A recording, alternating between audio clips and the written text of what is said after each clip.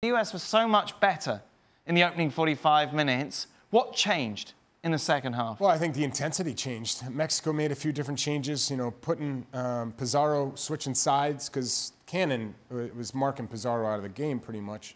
Certainly had a bigger impact in the second half. But the U.S. just didn't seem to have, as I talked about, the energy, but also that connection from ball going from back to front to Gyasi and then having a runner off of Gyasi. There wasn't enough of it in the second half, and then, of course, Gyasi comes off, and we lost the ability to hold the ball up when Gyasi got up there, and that just meant Mexico could keep pressing and not worry about anybody breaking out on them. You could feel, couldn't you? When Gyasi goes off, any sort of ball retention went out of the game. Well, here's the thing. Mexico also recognizes that Gyasi Zardes cannot hold the ball up.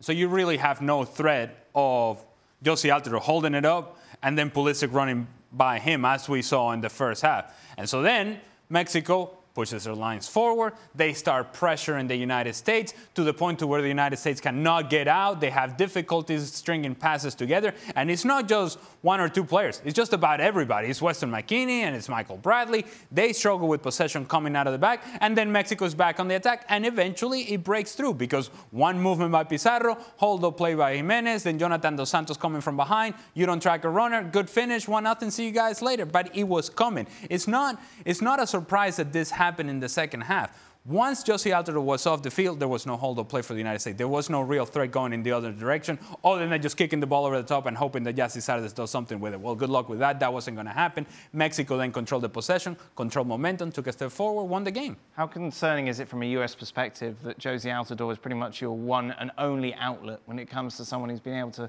hold up the ball? Yeah, I mean, that's concerning. If you don't have another way you can change your formation to allow to have somebody that sits under Zardes a little bit more, so he can play it first time instead of having to battle like Gyasi did extremely well, especially in the first half, of making sure if he had a player behind him, he basically locked him in. There was no way he was going to lose that ball until he had a runner to lay it off to. That's not Gyasi's game. Gyasi likes to play off the shoulder. He can play 1-2 touch, but if he doesn't have the options underneath to drop it and go, then the U.S. are going to struggle if they're playing against a team like Mexico that can just press them and realize it. And that's part of the issue. So when our intensity dropped and theirs stayed the same, it was just, as Ali said, it was coming. The problem for me, and I think the bigger question is, man, there's nobody else in the picture of the U.S. men's national team that can hold the ball up like you used to hold the ball up, or like Gyasi Zardes holds the ball up, that at least gives you that option. And when you think to yourself, okay, if you don't have the ball, and in the second half the U.S. did not have the ball, you really and truly need that outlet. Yeah. That guy that can go battle, get in between the two center backs, hold possession of the ball, and allow you to then take a step forward, get your lines forward, and relieve some pressure. If that guy doesn't exist, other than Gyasi Zardes, then we have an issue. What do you say to the people that are screaming at the TV going, what are you talking about? Gyasi Zardes is a striker. He had the one big chance for the US, yet he fluffed his lines, yet you're being nothing but complimentary about him. No, listen, I can guarantee you Gyasi was walking off that field, and especially in the first half, second half, and even last night, saying, I wish I had that back.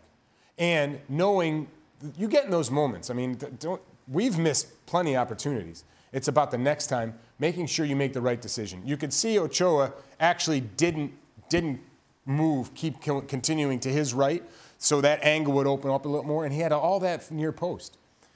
I guarantee you he'll watch tape, and he say, you know what, why don't I just pass it into that near post? That's basically a pass goal would have been right there for him if he wanted to. You're going to make mistakes, and Gyasi's shown he can score goals. That's not my concern. To Ali's concern, and I think a lot of people's concern, Josh Sargent, and I know he's young, in the little time that I've seen him, he has been able to. I know he's not a big guy, he's going to back people in, but he understands when to set himself. He understands the space around him. So if it's tight and he has a collapsing defender this way, like a central midfielder, he has a good enough touch to take it into a little bit of space, create the time to hold it, and connect with his teammates. Now, Gregg thought he wasn't fit enough and wasn't prepared enough, so we didn't bring him. But he is going to be more of that type of player than Gyasi Zardes is. Where do we stand on the argument that watching this tournament, nothing's changed for the US since they failed to qualify for the World Cup? I disagree with you. Why? I disagree with you quite a bit. First of all, our defenders played well. They played Curacao. They played Mexico last night, and they lost. Good. They lost. They lost from a midfielder runner coming in. So they lost against the Mexico team, which wasn't first. It was not your first 11 Mexico's fault. That's my. How are you going to say that? But results. You look at results. Of course. You have one test in this tournament. Yes. And correct. you fail it. Right. And I can tell you that for Gregg's team coming in, for that group of guys, it was about making sure you progressed and got better. And did they? Yes. Are they anywhere near where we want them to be come World Cup qualifying or hopefully the World Cup? No. But the understanding and the implementation of what Gregg Berhalter is trying to do showed, especially in the back. Now, the concerning thing, and Ali and I were talking about it, Christian Pulisic didn't touch the ball enough in the second half. Mm-hmm. Yeah, how much of a concern is that for a man who you want to be your talisman? Yeah. How much is that him choosing to go missing or him being played out of the game? Well, you saw we couldn't even connect two passes. So how do you think you're going to find a player that's playing in the central midfield where Mexico has more of their numbers? So we have to figure out a way and allow Christian to drop into spaces to receive balls to alleviate some of that pressure, especially if Gyasi Zardes is on the field, because we can't go and skip that midfield. We have to play through and find Christian. For more, sign up now for ESPN Plus.